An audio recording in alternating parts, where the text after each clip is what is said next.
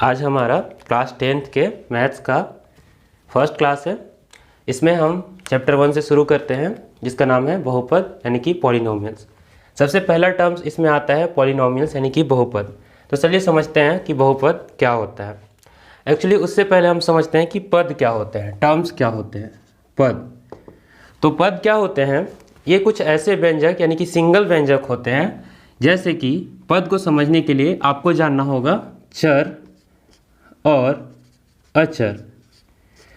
इन्हें हम कहते हैं वेरिएबल्स और इन्हें हम बोलते हैं कांस्टेंट। ठीक है, वेरिएबल्स क्या होते हैं, चर क्या होते हैं? आप अल्फ़ाबेट में ए से जेड तक कोई भी डिजिट आप ले लो, ए से जेड तक की कोई भी चीज़ें ले लो, ये जिनके मान फिक्स नहीं होते, ये डेफिनेट वैल्यू नहीं देते हैं। कहने का मतलब क्या है? क्या आप ए को देखकर बता सकते हो कि इसका आंकिक मान क्या होगा, अर्थमेटिक मीन क्या होगा? नहीं। आप ये नहीं बोल सकते कि 0 होगा, 1 होगा, 2 होगा, 3 होगा, नहीं, कुछ भी नहीं कह सकते।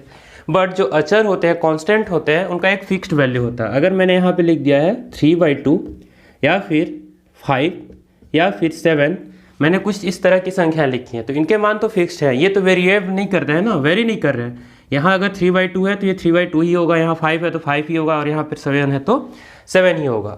तो ये चर और अचर कहलाते हैं। अब बात आती है कि पद क्या होते हैं। अगर मैं इन्हीं चर और अचर यानी कि वेरिएबल और कांस्टेंट को एक साथ मिक्स करके लिख दूं, जैसे अगर मैं आपसे ये बोलूं 3x 5y 5a 7b 2c, ये चीज़ें मैंने लिखी हुई हैं, इन्हें हम कहते हैं पद, जो सिंगल टर्म होते हैं, एक एक होते हैं केवल। 3x अकेला है, 5y अकेला है, 5a अकेला है, 7b अकेला है और 2c अकेला है।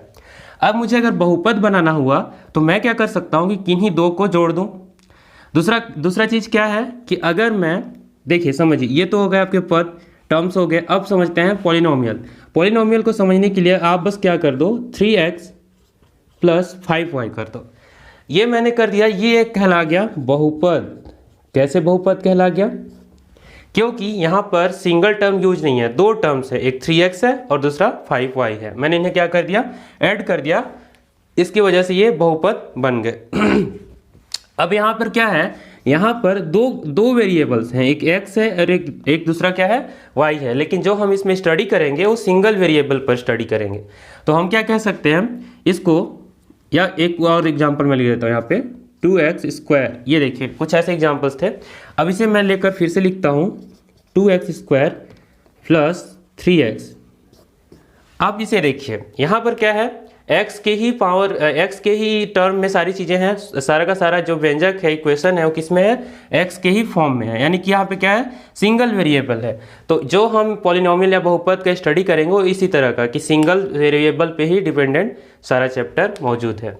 तो पहले पद समझ में आ गया आपको कि सिंगल टर्म जो कि क्या होता है, चर और अचर का मिक्सचर होता है। उसको अगर हम ऐसे लिख दें सिंगल रूप से तो एक पद कहलाते हैं, सिंगल टर्म कहलाते हैं, एक पद कहलाते हैं। लेकिन उन्हीं को अगर हम मिलाकर लिख देते हैं, उन्हें हम बोल देते हैं बहुपद या फिर पॉलिनोमियल।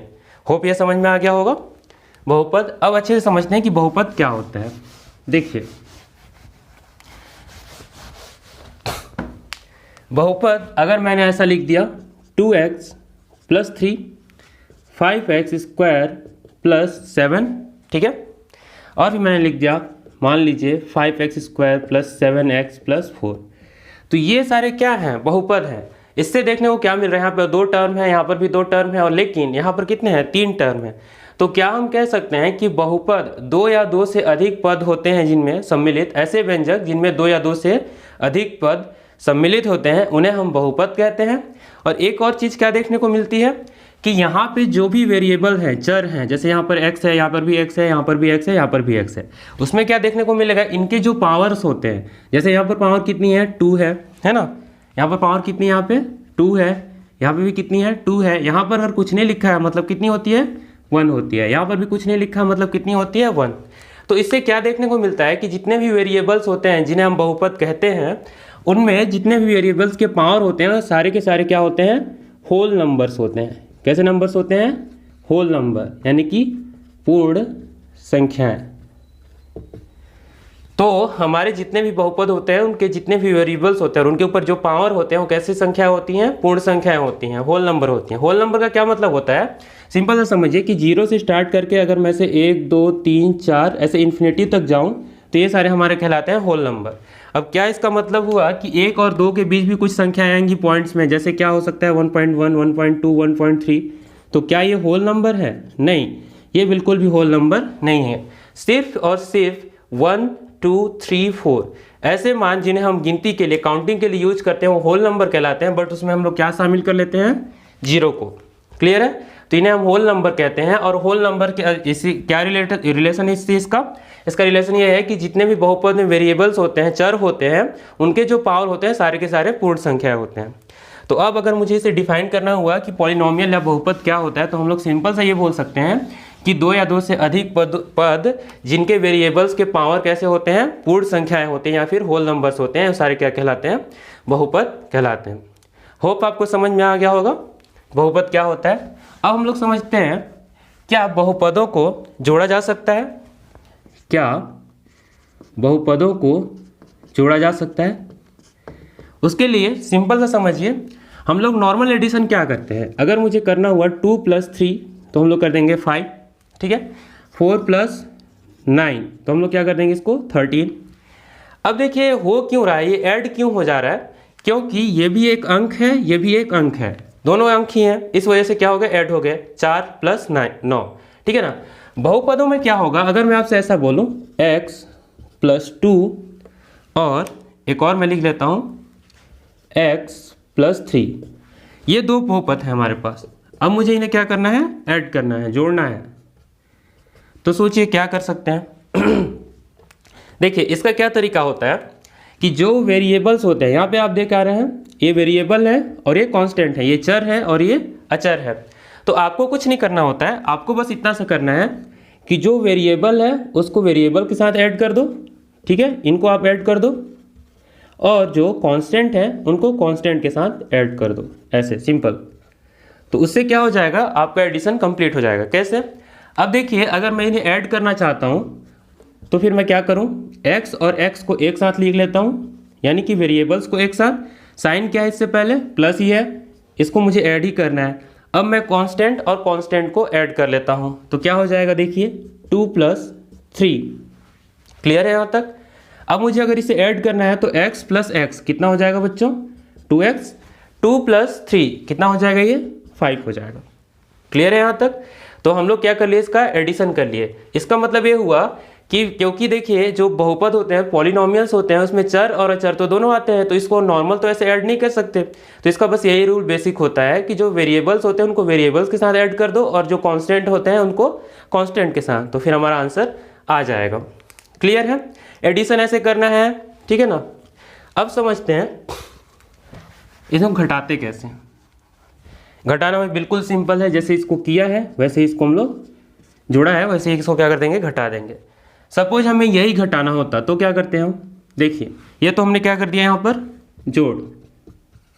क्या कर दिया है? जोड़। और यहाँ पे हम कर देते हैं घटाओ। देखिए यहाँ है हमारा x + 2 और -x + 3। देखिए इसको करने से पहले जरा सा सोचिएगा, आपको पता ही होगा कि अगर ब्रैकेट के बाहर कोई भी साइन लगा होता है, कोई भी चिन्ह लगा होता है, तो जब हम इसे ओपन करते हैं ना, तो इस साइन का मल्टीप्लाई इसके साइन, यानी कि जो पहला टर्म होगा और जो दूसरा टर्म होगा, सभी के साइन के साथ मल्टीप्लाई होता है। बेसिक तो आपको पता ही होगा कि अगर साइन का मल्टीप्लिकेशन, अगर प्लस और प्लस को मल्टीप्लाई करते जाएं, ठीक है, ऐसे ही मैं लिख देता हूँ सारा, इसके बाद आपको बताता हूँ। Plus minus minus plus minus minus, अगर इन सब का मुझे मल्टीप्लिकेशन करना है तो क्या क्या रिजल्ट्स आते हैं आपको पता है?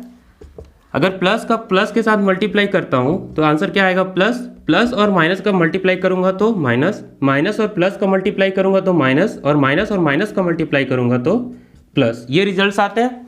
तो जरा यहाँ ध्यान दीजिए, अगर यहाँ x के सामने कुछ नहीं लिखा है, इसका मतलब क्या है? इसके सामने कौन सा साइन होगा? प्लस का। तो अगर मैं इस ब्रैकेट को ओपन करना चाहता हूँ, अगर मैं इस ब्रैकेट को ओपन करना चाहता हूँ, चलिए देखते हैं, x + 2 और माइनस, तो यहाँ पर तो प्लस साइन है और इधर क्या है? Minus sign. तो माइनस साइन के साथ प्लस साइन का मल्टीप्लाई करूंगा तो क्या आ जाएगा माइनस, और x को सीधा लिख दिया। क्लियर है। अब यहाँ पर कौन सा साइन है प्लस का, यहाँ पे कौन सा साइन है माइनस का, अगेन माइनस इंटू प्लस, तो क्या हो जाएगा ये -3। क्लियर है यहाँ तक। अब क्या कर लेंगे हम लोग सेम चीज़, ये है आपका वेरिएबल, ये है आपका वेरिएबल, एक साथ ले लीजिए, ये है आपका कांस्टेंट और ये है आपका कांस्टेंट, एक साथ ले लिया। अब बताइए सॉरी, x और x इन दोनों को अगर हम घटा देते हैं तो क्या हो जाएगा ये 0 प्लस 2 माइनस 3। अब देखिए 3 माइनस 2 कितना होता है 1, लेकिन अगर मुझे 2 माइनस 3 करना होगा तो क्या होगा 1 ही आएगा, बट साइन किसका आएगा माइनस का। क्लियर है। तो यहाँ पे मैं ऐसा लिख लेता हूँ पहले, तो फाइनल आंसर क्या आ गया आपका -1। यहाँ तक क्लियर है बच्चों। चलिए आगे बढ़ते हैं।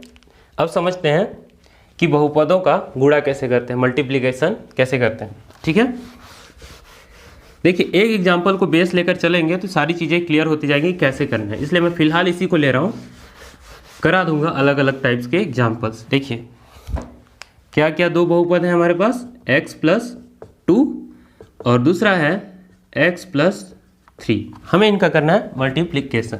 ठीक है, यहाँ मैं लिख देता हूँ बहुपदों का गुणा।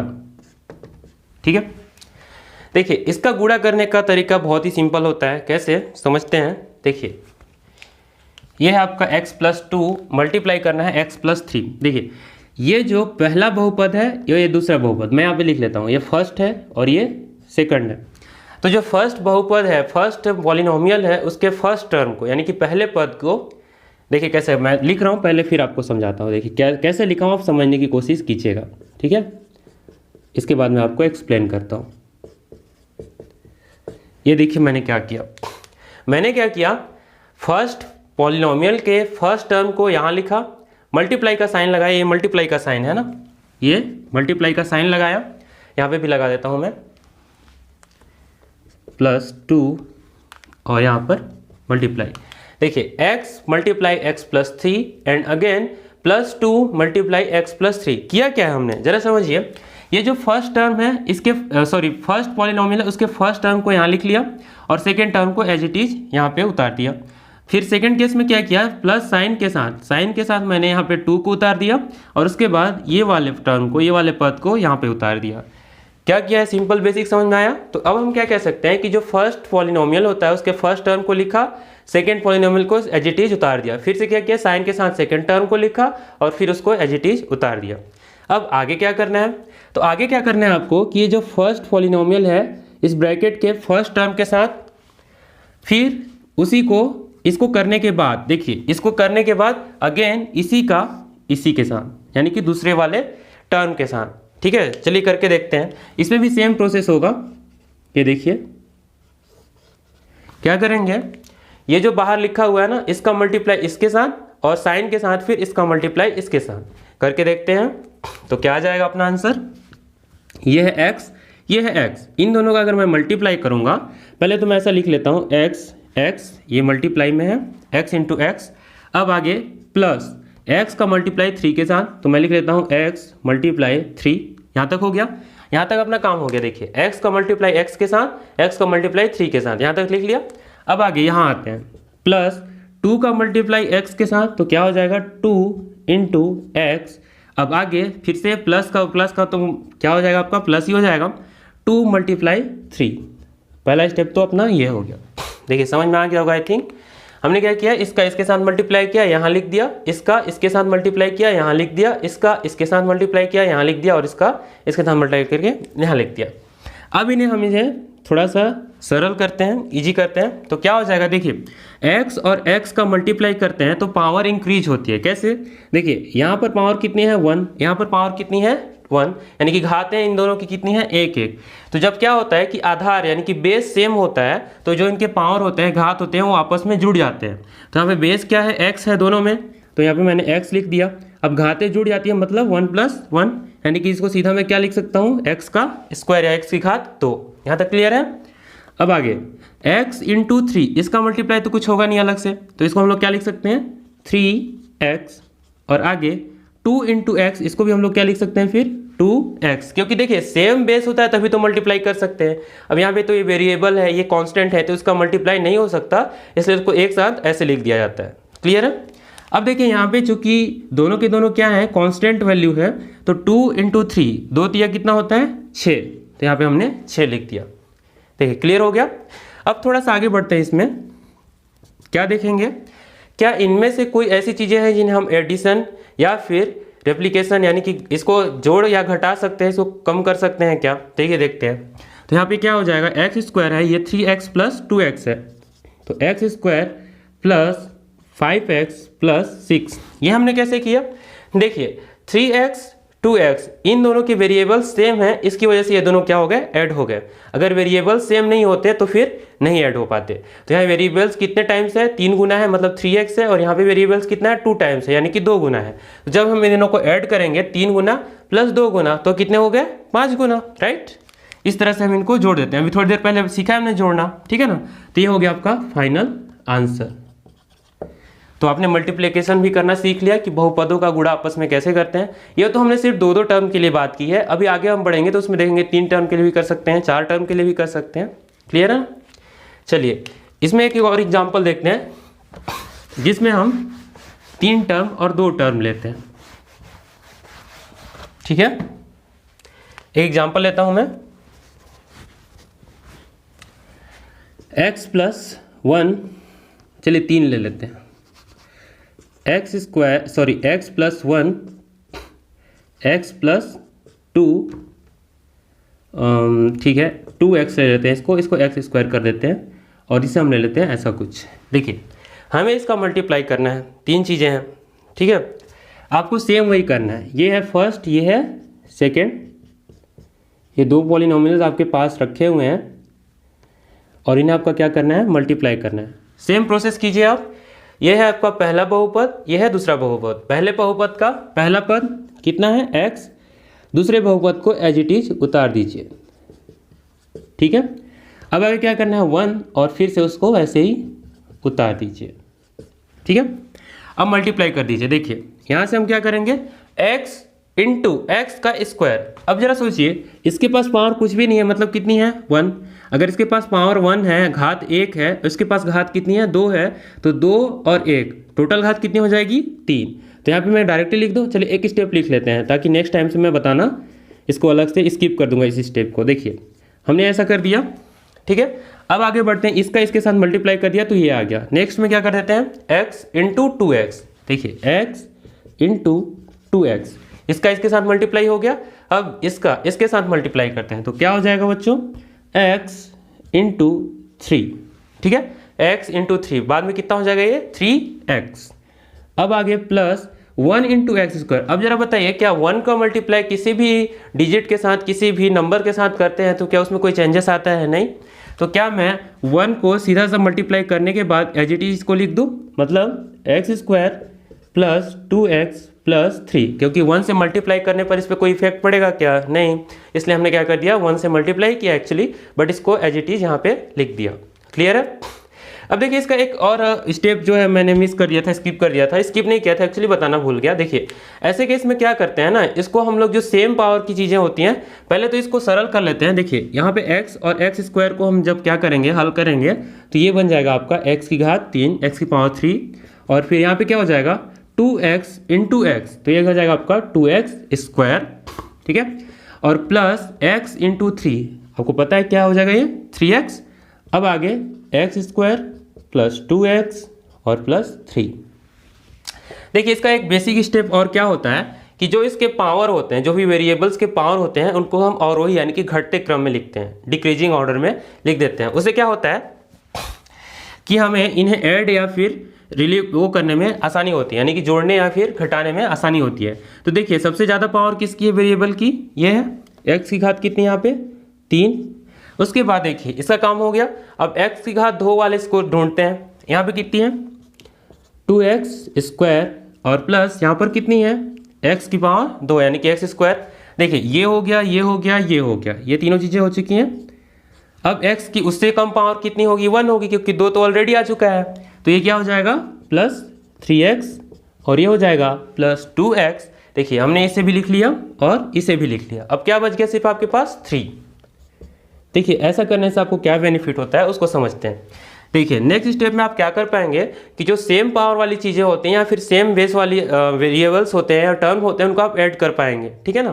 तो देखिए यहाँ पे तो x की पावर 3 वाले और कोई भी नहीं है, पूरे के पूरे पद में, बहुपद में कोई भी पद ऐसा नहीं है जो x की पावर 3 के साथ और कोई भी हो, अकेला ही है। इसको हम लोगों ने क्या कर दिया, एज इट इज ऐसा लिख दिया।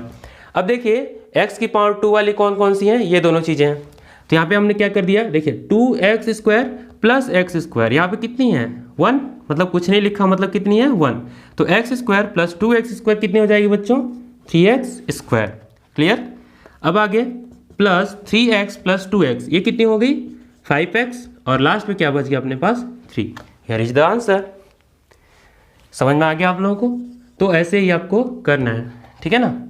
ये आंसर आ गया, चाहे 2 टर्म का दिया हो या फिर 3 टर्म का दिया हो, आपको बेसिक जो रूल्स होते हैं उन्हें आपको फॉलो करने हैं, इसके बाद आंसर आ जाएगा। आई होप आपको ये समझ में आया होगा।